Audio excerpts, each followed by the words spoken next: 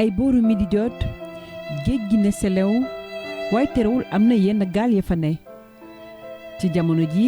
ñi nga xam ne ñoom ñooy nappkat yi daal di toogee ne di noppaluku ñu ngi fii ci tefesu Bargny Géej.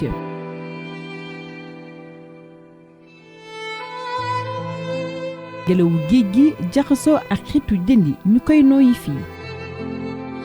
waaye lu ko sorewul noonu ab air bu pollué te jaxasoo xeetu jën bi nga xam ne dañ ko daal di lakk li ni mel nag moom moo lay xeeñ boo yegsee fii ci situ Xelkom fii nag ay junni jigéen ñoom ñoo fi daal di liggéeyee lu jëm ci wàllu transformation lii di jën bi daal di koy jël lakk ko def ko keccax mu doon liggéey boo xam ne amul noppal ko benn yoon.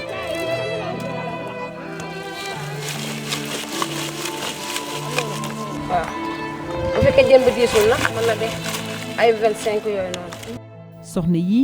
daal di nekk ci site bi di Xelkom jege loolu centrale à charbon bi ñuy woowee Sendou bi les centrale nag ñoom moo doon seen cauchemar. premier jafe-jafe bi mooy bi ñu déggee ni centrale à charbon dañ ko fiy def ak ñu xam li mu mën a yàq ci jaww ak économique lépp donc depuis 2009 ñu ngi lutter contre la centrale à charbon te xalaat naa ne depuis 2009 ay nit yu jël seen temps bépp consacré pour une centrale à charbon taxaw fi ci Bargny loolu rek premier jafe-jafe la. centrale bi ñu teg ko fi ci atum 2009 laata loolu taxoon askan wi bañ ko loolu ba tax ñu génn di manifester. ñun bëgguñu centrale bi tey bëgguñu centrale bi ëllëg sur le plan national et international nu ngi siy dox lu ñu mën dox moo wane ne centrale bii dinu ko taal jëppët te gis ngeen nu taal ko jëppët ñu taal lii jëppët ni la nu fas kee taal lii jëppët. ginnaaw manifester yooyu ñu def yëpp terewul centrale bi daal dinay taxaw ci atum 2018 nag la tàmbalee liggéey boobee ba mu tàmbalee rek ñoom jigéen ñi daal di tàmbalee am ay jafe-jafe ci seen gisin. ñooy dem géej bu ñu ñëwee ñun ñu war ci terlu ñu ne am na ay ndox yu nga xam ne day tàng ñu war a sotti biir géej mu yàq ndox jën yu ndaw yi nekk ci biir géej loolu tam problème la fii ñu taxaw nii weer bi daaw ay mois de février. avant dañ daa xëy 7 heures du matin bi 6 heures du matin wàcc 0 heure sans problème mais léegi moom loolu mënatuñu ko waaw. kon maanaam site bi da doon fees dell. waa da daa fees del fi nga taxaw nii daawoo fi taxaw ngir ay jigéen ngir produit mais léegi produit mënatuñu ko am jigéen ñi itam léegi ñu bëri wàññeeku nañu waaw parce que itam wér gi daal moo leen yombule. liggéey bii jëm ci wàllu keccax doon na loo xam ne dina indi ay millions ci soxna yi nga xam ne nag ñoom depuis 1 an jàpp nañu ne seeni koppar ma ngay wàññeeku ci wàllu woowu ndax nag liggéey ba na mu doxeetul noonu ndax centrale bi. mois de novembre 2018 ñoom ci lañ commencé seen production donc yàqu-yàqu yi nga fi dégg yëpp en moins d'1 an lañ ko yàqal waa Bargny. eau de process nangam ndox mi nga xam ne mooy jóge ci biir centrale bi te baaxul lépp dafa fekk suñuy production feese ko yàq ko ba mujj gi ma dañu dem seeti huissier ak yëpp def loolu ñoom ñu gaawtu fay pour bañ problème am. perte bi duñ ko évaluer parce que perte fi nit di liggéey boo xoolee kenn mënu kaa évaluer ndax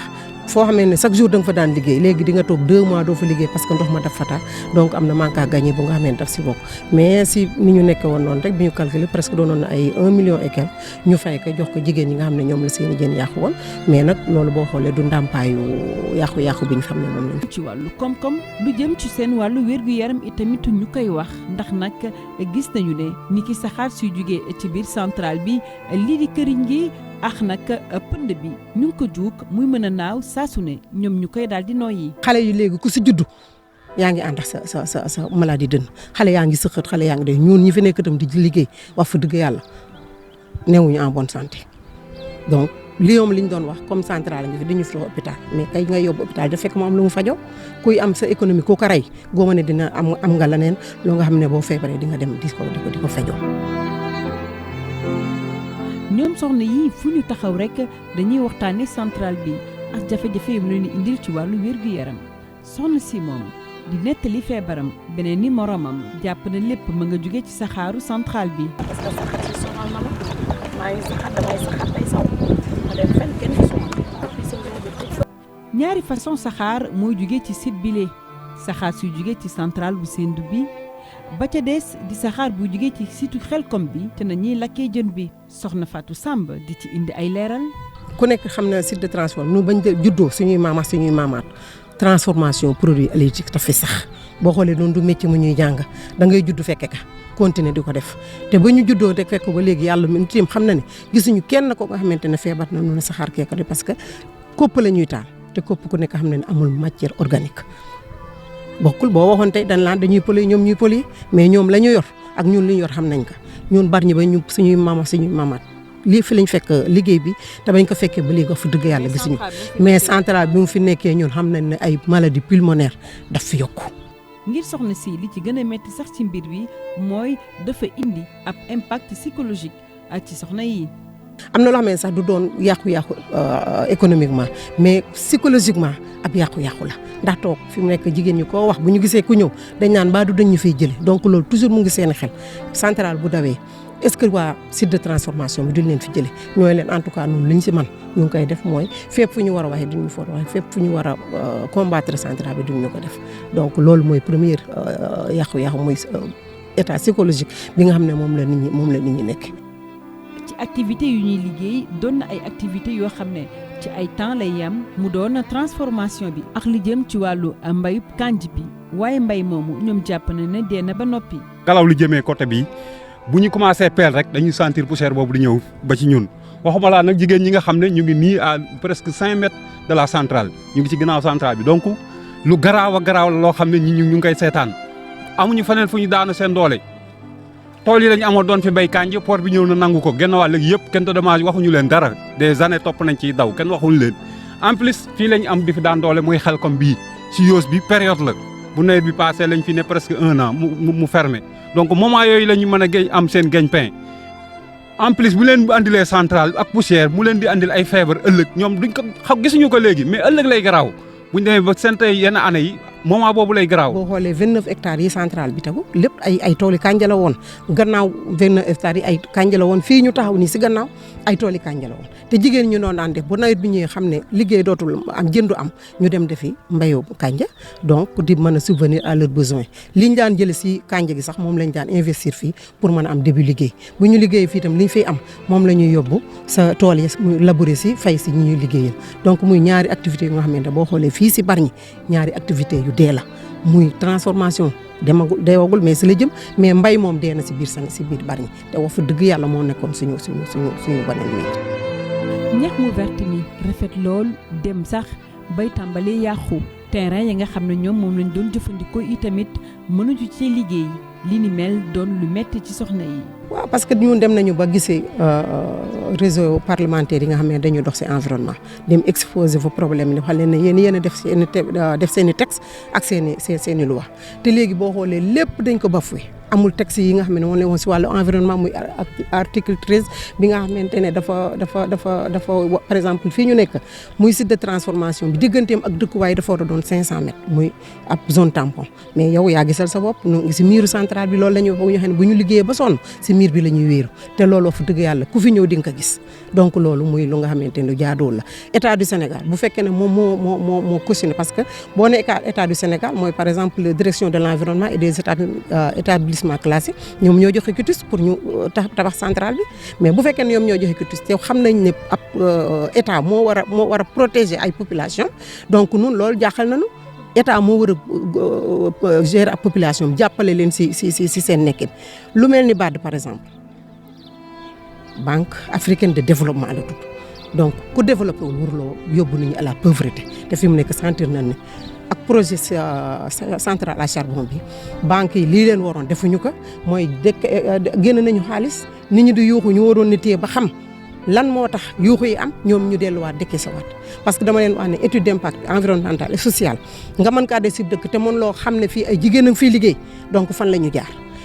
la centrale est à 2 kilomètres or que la centrale nous sommes à 0 mètre de la centrale yooyu étude fan lañ ko defee donc daal loolu lañ ne état na jël ay engagement jël ay responsabilité fu mu war a taxaw population mu di ko taxaw baat ditam mi nga xam ne dafa war a financer pour nit ñi développer moom sax bu laa dugal xaalisam na xam fan la koy dugal mais ñun xam nañ ne ñii fautif nañu mais état fautif na. ak activité soxna yi bu yàqoo rek yeneen activité yu bari dina ci topp. bu nu yàlla dimbalee daal ba tàkkul nu sant yàlla ba ñu def fa leneen la dul lii bu nu ko mënee am moonu gën a métti na trop foo ko takk rek weesu na fa foo ko takk weesu na fa ndax fii du Bargny rek fii ba Tëngéej fii ba Caaray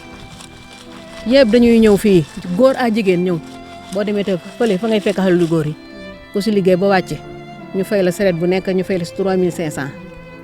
kon yaakaar naa ne am na njariñ. kon maanaam yéen da ngeen di créer emploi fii même bu dul keccax bi fii ba dul keccax bi xale yu góor yi ah ñeneen ñu jóge fële ba jàmm gën Pikine ñoom ñëpp dañuy ñëw fii di liggéey si saret bu ne 10 kees boo ikkati ñu fay la 3500. maanaam daal yéen boo leen liggéeyul bu seen liggéey doxul ñoom aussi seen liggéey du dox. du dox li mu ëmb moo bari gaal yi ñi seen borom mënuñu toog ndax xaalis moo si dugg ay millions moo see dem genn gaal nga gis rek lakk na fukki millions. lépp la ñuy daal di récupérer même sax xollitu jën yi. secteur bi njëkk mooy par exemple coque ku nekk xam na ne si biir àll bi lay jógee muy coque d'arachide bi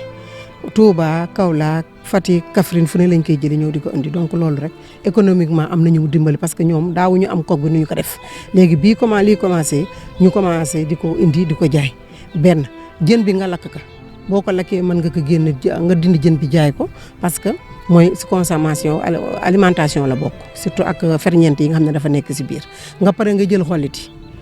jën yi ñun jëluñu jën entière di ko jaay ñii def farine de poisson mais xolliti jën yi lañ daan jël di ko jox ñii ñu wal ko jaay ko pour ñuy def aliment volaille ak bétail nga pare si xolliti jën bi suuf si nga xam ne fi nga tëraloon jën bi bu dee tool boo amee sa tool moo gën a gaaw si ferme pour mu sa li nga bay ma ne loolu dafa day tax terre gën a fertile donc xollit bi aussi ñii nga xam ne dañuy def élevage pël yi dañuy ñëw di ko jënd si di ko jox seeni nag pour ñu di ko lekk am soow donc lii tourner autour si lii tourner si jën moo bari te ku nekk di si gis sa bopp Guinée yaa ngi fi Burkina Côte d'Ivoire Mali ñu ngi fiy nekk ñi ngay gis ñu yor ay moto yëpp si foofu lañ jógee benn ñaareel ba fu mel ni Sendou fu mel ni Minam dëkk yi ñu wër ñëpp fi la ñu jëw daan seen doole waaw boo demee tey fu mel ni Njàmbur ak Louga bu ñu defee seen i gerte ba raar ba mu jeex fii mooy seen campagne première pluie moo leen fiy jëlee te liñ fiy jëlee macha allah bu ñu delloo dëkk ba ñoom xam nañ ko ñii fi nekk di loolu saa yu ñu demee dañuy indiwaat ñeneen parce que xam nañu lii ñuy gagné si activité bi. nappkat yi di si gis seen njariñ rawatina charrette yi nga xam ne ñoom ñooy indi jën bu bees bi. waaw.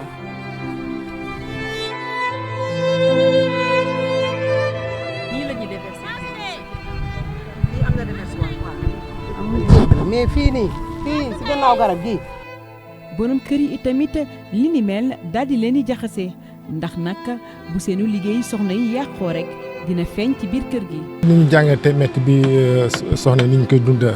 lu ñu métti la parce que vraiment soxna yi suñuy soxna lañu suñuy yaay lañu suñuy jigéen lañu suñuy jabar lañu suñuy rakk lañu ba tax na ñoom lépp lu ñu am fii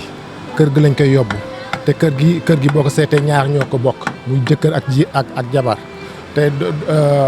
jigéen ñi nekk nañu jàmbaar yoo xamante ne ñi si ëpp mën naa wax ne ñoo yor seen i kër yi donc muy amee loo xamante ne lu baax la si fii ñun dafa ñuy gën a yombal suñu liggéey rek parce que vraiment jafe-jafe yi ñu si am metti nañu parce que bon secondo maire bi fi nekk comme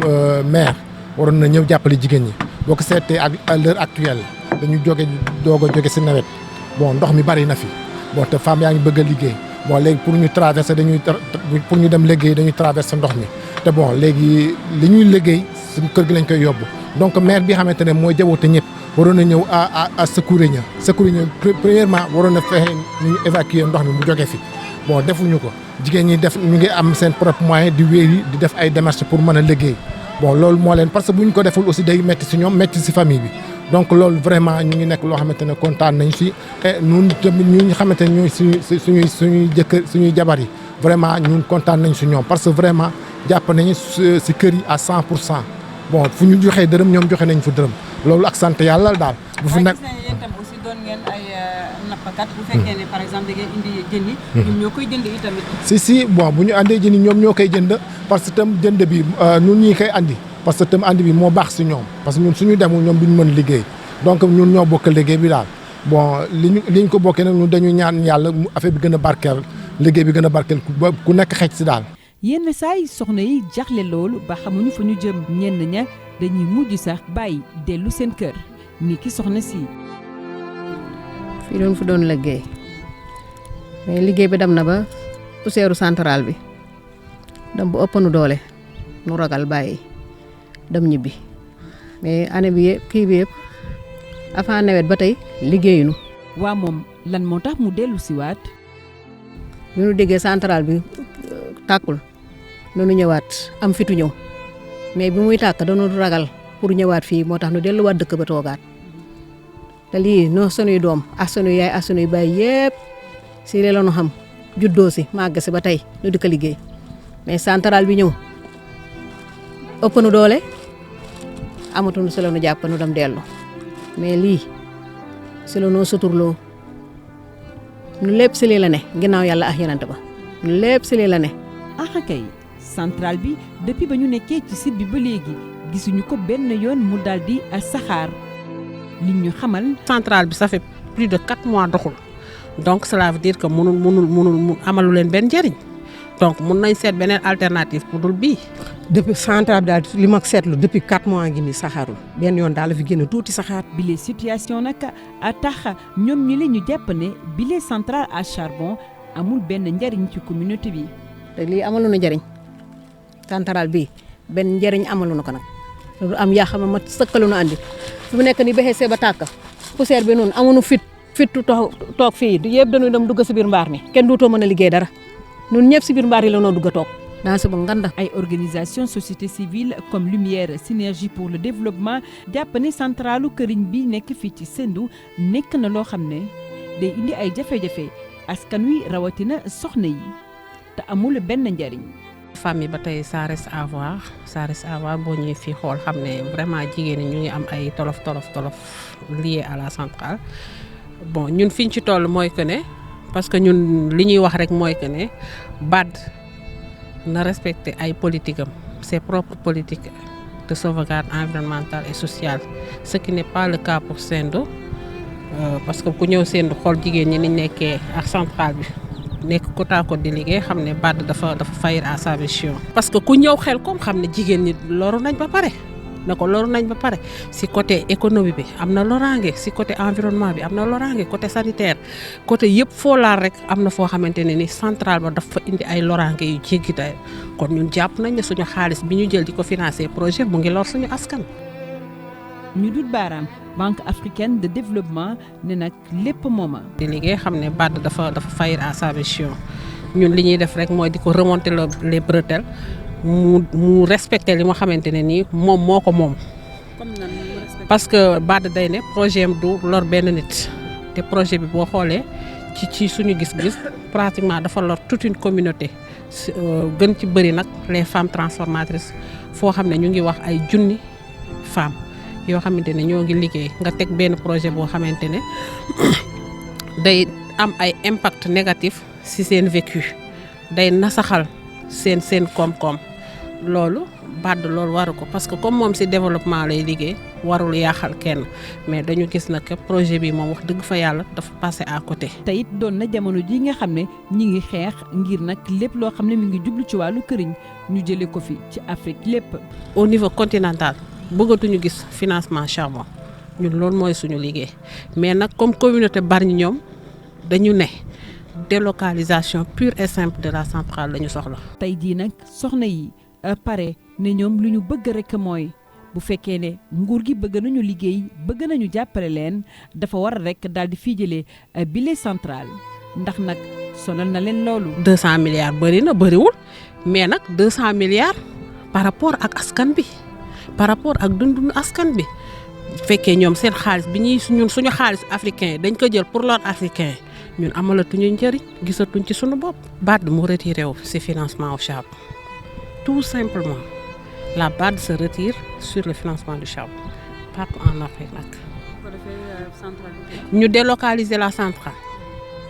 délocaliser parce que lii mënul nekk jigéen ñi mënuñu leen yëkkati buñ leen yëkkati amuñu fuñ leen yóbbu. bu fekkoon sax jigéen ñi ñoo fekk centrale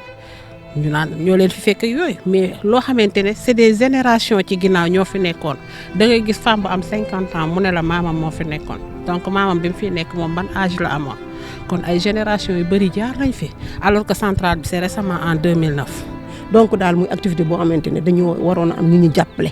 bu baax a baax surtout état buy nit ñëwee ñaanuñu la emploi topp ñu tali bi di taal newuñu si rajo yi du yuuxu lu may li ma nekk bàyyi leen ma fi ma liggéey loo ma mën a boole loo ma si mën a dolli nga dolli ma si noonu foofu lañ doon séntu état foofu lañ doon séntu banque africaine de développement. soxna yi